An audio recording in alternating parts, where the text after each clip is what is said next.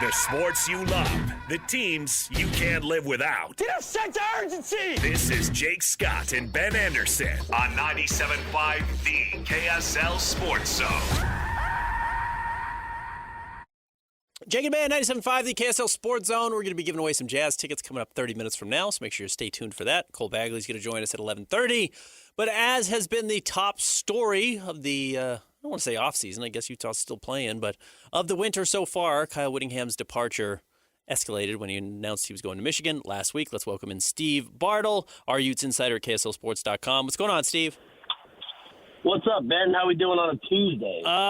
It feels like at least things are a little slowed down from what we've been dealing with really since Christmas wrapped up, and there's just been nonstop news of Michigan movement and now Utah players entering the transfer portal. So I guess even then, the news hasn't fully stopped.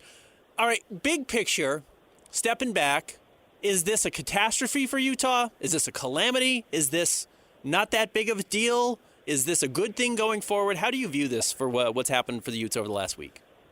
Yeah, I think it's a complicated conversation, right? There's layers to it, there's nuance to it, and there's a lot of questions around how this could happen, right? And I think first and foremost is you have to take sort of the big picture view into consideration with what transpired this month, right?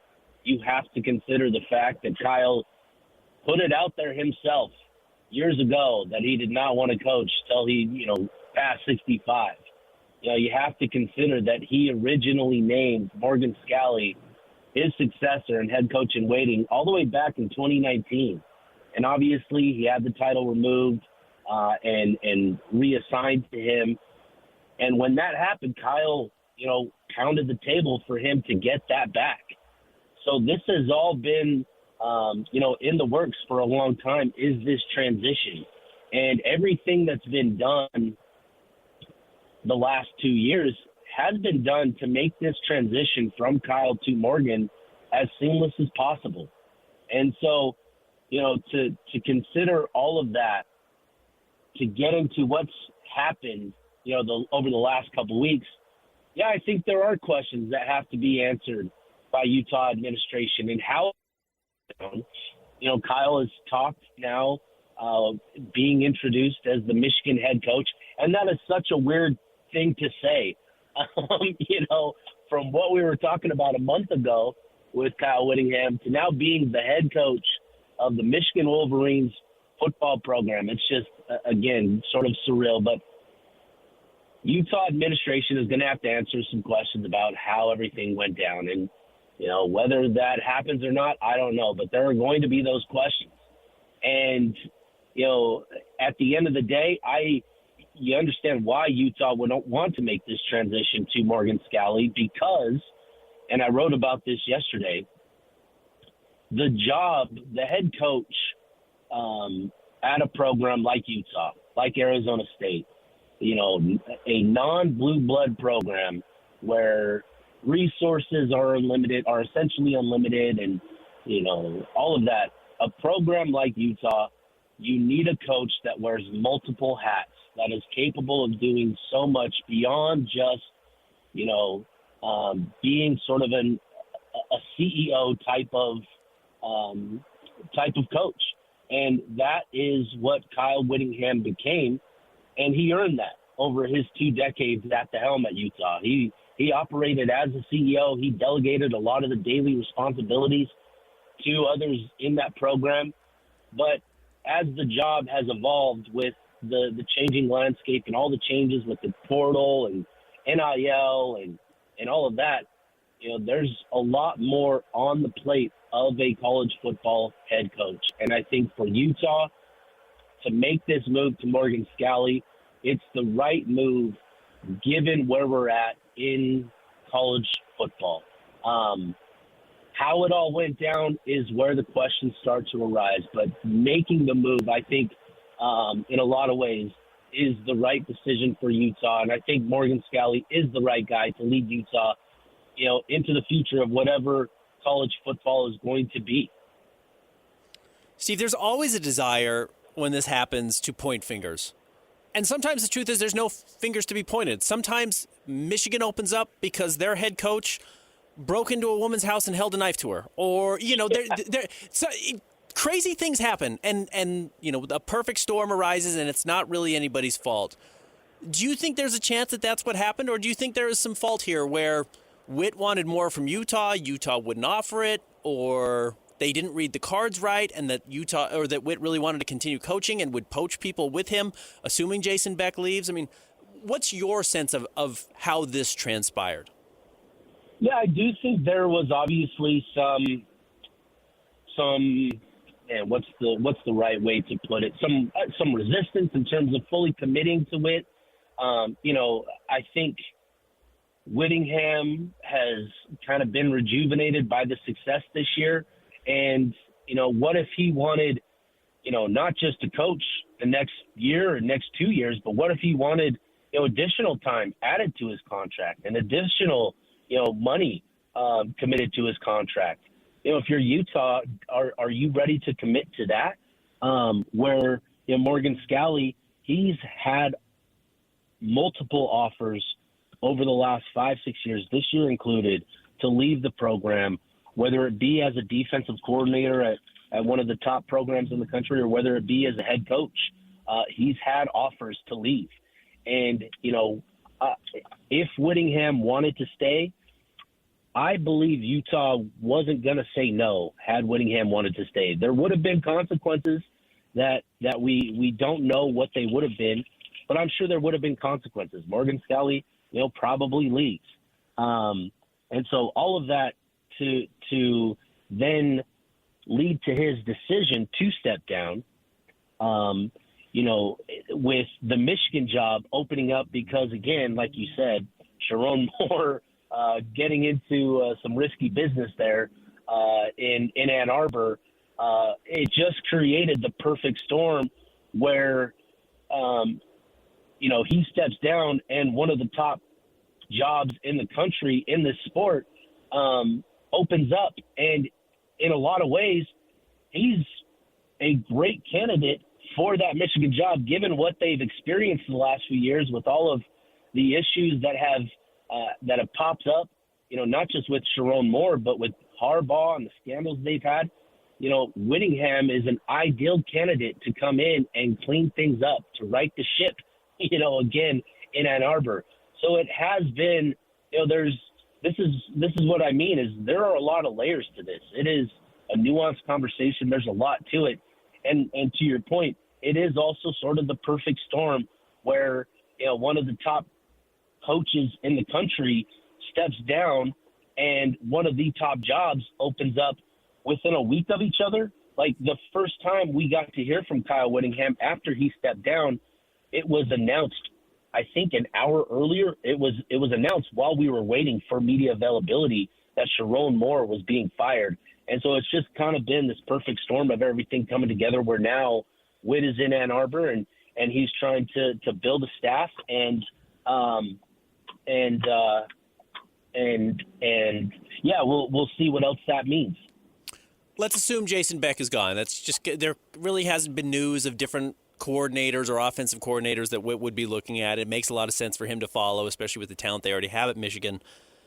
How difficult is Morgan Scalley's job this offseason, knowing he has to replace himself, finding a D coordinator, and now has to go out and replace what has been Utah's most successful offensive coordinator in quite a while? Yeah, I think the job is, a multitude of times more difficult now that Kyle is in Ann Arbor, right? Had this been, had this situation gone down, next month, right? Let's say all of this happens next month with Utah and Whittingham and he steps down and Morgan steps up next. You have everybody in place still. And I think with the perfect storm of what's gone on, it's made Morgan's job that much more difficult because, he's now having to fight to hang on to people.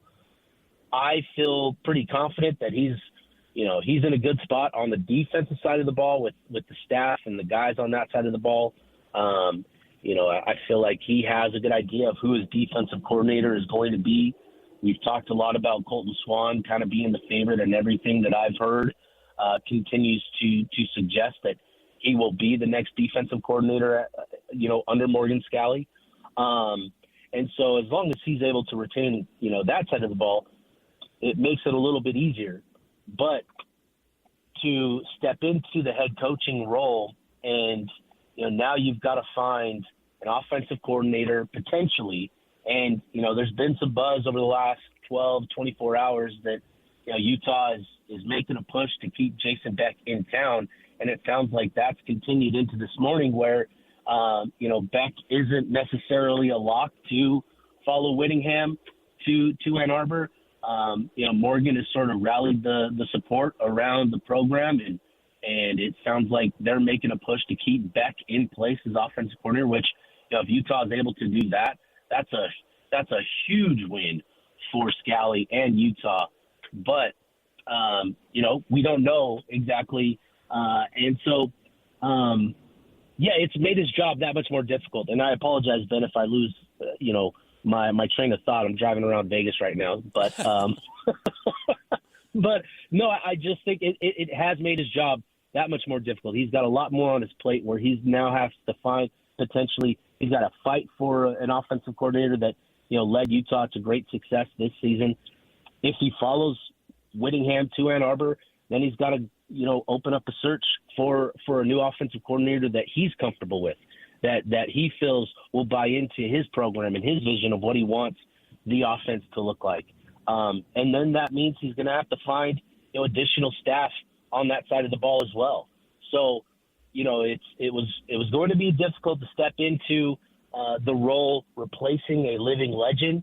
And with what's now going on with Michigan, looking to bring in coaches from the Utah staff and BYU staff as well, it just makes it that much more difficult for Morgan, in the first couple weeks of him on the job. You mentioned something as we're talking to Steve Bartle, getting the latest on the University of Utah and their new coaching hire. You mentioned who Morgan Scalley is comfortable with. Do you think that means he has to take somebody within his circle and somebody he's worked with previously, or is at Utah already? Or do you think he might have a better ability than Kyle Whittingham to network, maybe explore a little bit different opportunities and go outside the box, which Whit didn't never do? Sometimes Whit was willing to try things outside of the box. They usually didn't work. I'm looking at Troy Taylor. But do you think Morgan is better equipped to do those types of things?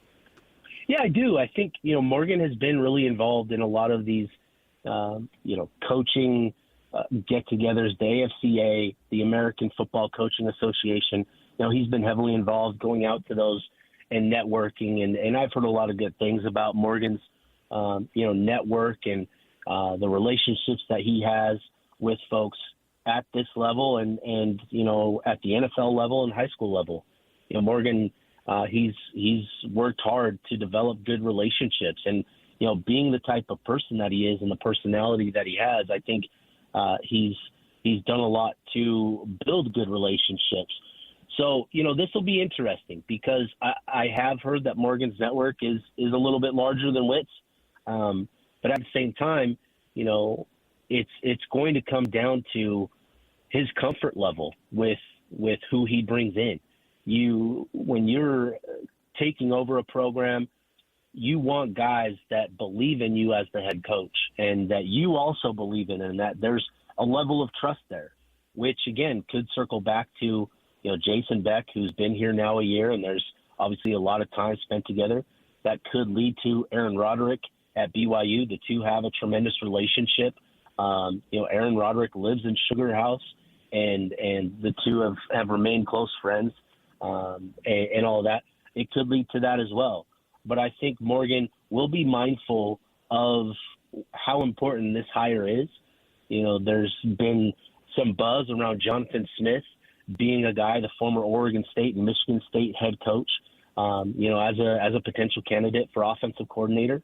And so those have been sort of the big names so far that have garnered the buzz is Beck, Jonathan Smith and Aaron Roderick. So we'll see. We'll see what happens. But I think there's certainly room for both, right, where Morgan has a network and he needs to explore it to potentially find the right guy. But it's all going to come down to who he trusts and who he has the most comfort with as he starts to lay the foundation of his program at Utah. Steve, do you think it's a requirement to bring in a former head coach to add to Morgan Scalley's staff, just considering that they are losing as much or at least losing a veteran in Kyle Whittingham, who is expected to at least be an ambassador for the team? I don't necessarily think it's a requirement, but I do think, it could be helpful, right? And here's the thing to know about Morgan and what's been going on, behind the scenes at Utah the last couple of years is he's really – taken hold of a lot of the responsibilities, the day-to-day responsibilities of a head coach, managing practices and setting forth plans and meetings and all of that sort of stuff. So there's familiarity with the job, but it's different when you are the guy on Saturdays and you've got to be, all of these different things. So I do think it would be beneficial. I don't necessarily think it's a requirement, but I do think it is something that he is probably considering, again, given the fact that, he has talked to and interviewed Jonathan Smith, who has that head coaching experience.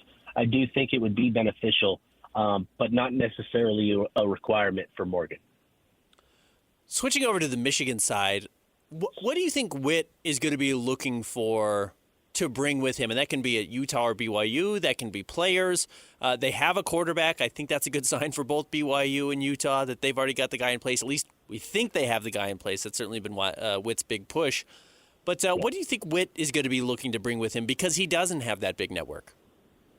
Yeah, it's going to be the big names here in Utah, right? It's going to be Jason Beck. It's going to be Jay Hill. Those are going to be the guys that he wants to bring with him because his network is not the biggest, and so those are the big names that are getting pushed. And obviously Jim Harding is another big name. And when you consider the fact that Jim hails from the Midwest, that's going to be an attractive thing for him. And so I think those are probably the three big names that we're looking at as guys that will be the focus for Whittingham and who he wants to bring into Michigan. And then from there, it's going to be about, finding the right balance, with the rest of his staff and the position coaches. He's going to want some guys that have been at Michigan and have familiarity with the job that can kind of give them the lay of the land and the lay of the roster. And it sounds like they have a good idea of who a handful of those guys are going to be.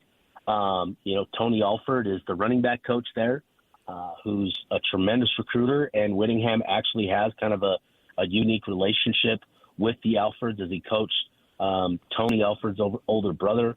So there's a connection there. I wouldn't be surprised to see a couple of defensive position coaches at Michigan stay in place there. And I think that's going to be the key. And then, for Whittingham, it goes beyond just the football coaches. Your strength and conditioning coach is kind of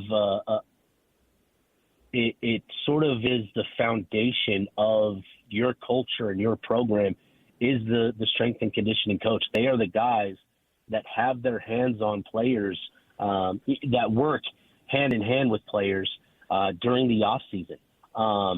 These are guys that are establishing the culture of how things are going to be, of how hard they need to work, and sort of the mindset and the toughness that they need to build. So I would anticipate Doug Eliasiah following Kyle Whittingham as well. And then you start to consider maybe personnel staff and recruiting staff. And so I think Whittingham is probably going to end up with a staff where, there are probably 5, 6, maybe 7 coaches from the state of Utah that join him on staff. And then, the rest will be filled by Michigan and potentially other places as well. So I think that's sort of the mixture that you're looking for if you're Kyle Whittingham in Ann Arbor. Do you think it's more likely that Jay Hill or Jason Beck follows him? Oh, what a great question. Yeah, I think it's very likely that both do end up, but I know that both BYU and Utah are making a push to hang on to him. So it's going to be interesting. Like I said, the last 12, 24 hours has been really interesting to get some updates over the course of the day, because it seemed like as of Sunday that they were done deals. Beck and Hill were done deals to follow Whittingham to Michigan, and that may ultimately end up being the case. But I've heard and know that Utah continues to make a push for Beck, and I've heard that BYU is doing the same for Hill. So if I had to pick which one is more likely, I would probably say, Jay Hill, given the relationship there and the experience that Jay has under Kyle Whittingham. And, you go there as a defensive coordinator, and Jay Hill, I know, has aspirations to be a head coach, and I know that Jason Beck does as well. But I know that Jay Hill, being where he's at in his career, you go to a place like Michigan and you find success there, it's going to lead to great opportunities. And given his experience as a head coach at Weber State, I'm sure he's kind of chomping at the bit to get his hands on a program and make one, a power conference program his. So I would lean towards Jay Hill being more likely of the two, but I think both are in the same boat. Is Utah's starting quarterback already on the roster for next season? Oh, that's a great question. And, you brought up, Kyle Whittingham and who he's going to hang on to, there at Michigan. You mentioned the quarterback situation. Bryce Underwood is one of the biggest talents, at quarterback that we've seen in quite some time. He's got a lot of work to do in terms of, the nuances and the mental aspect of the game, but he's a big talent there at Michigan. But it's been reported that he's going to talk it over with his family, that he's going to consider his options, and he's going to make a decision, after the bowl game that they play tomorrow as well. And so, there's certainly some risk there where maybe Underwood does end up entering the portal and leaving Michigan. He's got, I've heard, plenty of interest and plenty of people willing to pony up to bring him in because he is that sort of talent, and that could impact things.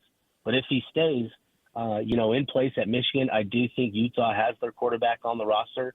That doesn't necessarily mean that both Dampier and Bird will be on the roster, but at least one of them will be if Underwood stays in place there at Michigan, in my opinion. Yeah, I guess the weird thing was it seems like Bird had at least accepted the idea that he could come in as the backup next year at Utah if Jason Beck stayed and Devin Dampier was the starter. Maybe Bird would do another year as a backup. If that's the case, would he be okay being a backup at Michigan? That seems like a logical upward move. Yeah. No, it's definitely being considered. There are so many things at play here with these quarterbacks. These three quarterbacks: Bryce Underwood, Devin Dampier, and Bird Ficklin. There are so many different scenarios that could play out. But I think Utah, let's say Dampier leaves and you don't want to lose Bird because you've seen what he can do, even in a limited role as a backup, right? You're probably willing to pony up to keep him in place and consider him your starter, your QB1 going into next year. But if you're Bird, right, and, let's say Dampier sticks around, you could make that move to Michigan and be the backup to Bryce Underwood. And you have that experience under Jason Beck, and Jason Beck would probably like to use you. There's so many different scenarios here that could play out. But yeah, it's all going to hinge on what Underwood decides to do after he talks it over with his family in the next couple of days. The timing of all this is why the bowl season is so terrible. Suddenly, what do you expect tomorrow from Utah? I know it's just a total mystery with all the changes that have been made, but what do you expect against Nebraska? That's going to be it's going to be interesting, right? Because Utah has the full, I don't want to say the full set of players available to them, but they've got the bulk of their roster that is down here and expected to play. Obviously, there's only a handful of opt-outs with Caleb Lomu, Spencer Fano, and Logan Fano. Outside of that, everybody else is down here. The quarterbacks, even Devin Dampier and Bird Ficklin. So I think there's a mindset with this group that they want to finish this season on a high note. They want to get to 11 wins. That's only been done a handful of times that Utah is getting to 11 wins. And so, there is motivation. How, what does it look like? What does the demeanor look like? I don't know. Like, that's kind of the interesting dynamic with these bowl games now, is you never really know what you're going to get. There isn't the same sort of, motivation to come out and all that. These bowl games just don't have the same value and meaning like they used to. But I do think there is that sense, that feeling from this group that they want to finish this season on a high note, and whatever ends up happening after that, like, they'll live with it, but they want to finish the season, with the right type of punctuation on it. Well, Steve, I'm sorry you didn't get to enjoy any of your holiday break. You've been busy, and it seems like it's going to stay busy with the portal opening up on Friday. So I wish you the best. I hope you find a time to get a nap and enjoy Las Vegas. Appreciate it, Ben, man. Have a good one. And, it's going to be interesting tomorrow. Should be a lot of fun. And getting into next month, the fun is going to continue. So appreciate you, Ben. Happy New Year, Steve. There he is, Steve Bartle, our University of Utah insider with some great insight. And, I really hadn't thought about the idea of, it'd be great if you're Devin Dampier and you want to enter the transfer portal, you could certainly go and look at schools that are going to have openings. A lot of teams are going to have quarterback openings. Arizona State's been mentioned. Who knows? Texas Tech could open up. We will see what that looks like. We'll see where Devin Dampier were to end up. But if Bird was happy being a backup at Utah, maybe he's happy being a backup at Michigan and making more money and then being the next in line to take that job. Maybe neither of these guys is back for Utah next year, and that's certainly a possibility if you bring in a new offensive coordinator. Yeah, it's just that's the reality that Utah has to face right now. Even just 2 weeks ago, thinking that you're set for a Big 12 championship run next season, now all of a sudden you have no idea what your expectations for 2026 could be. Wayshawn Parker, Devin Dampier, Bert Ficklin, John Henry Daly, J.J. Buchanan. We just do not know who's going to be on this team. You knew the entire offensive line was going to be moved off already. 2 of them going to the NFL and 3 of them being upperclassmen. So bizarre. It's a bizarre. I really do feel for college football fans right now. I'm not a fan of any team in college football, so it doesn't affect me on that personal level the way I know it does with some fans. I feel for you. Not having the certainty or any understanding of what your roster is going to look like next year has got to be really difficult. So I feel for fans across the college football landscape. All right. I also feel for Mammoth fans because the team has not played particularly well this season. We'll talk to Cole Bagley coming up next. How do you break out of this? What's it got to look like? And if it's not this season, if it's next season, what does that look like? Cole will join us coming up next. Stick around. Jake and Ben, 97.5, the KSL Sports Zone.